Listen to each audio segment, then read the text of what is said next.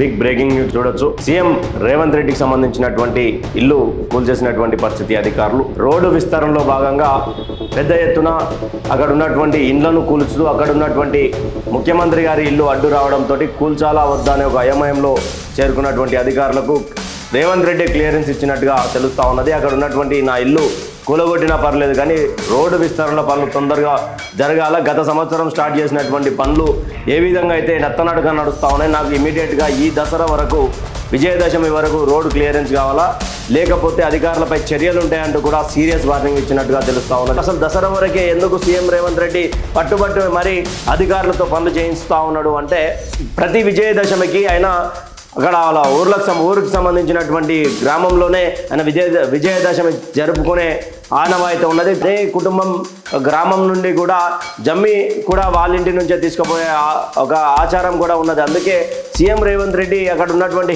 ఒక గ్రామంలో హెలిప్యాడ్తో పాటు మేము వివిధ రకాలైనటువంటి అభివృద్ధి కార్యక్రమాలు చేపడతాం.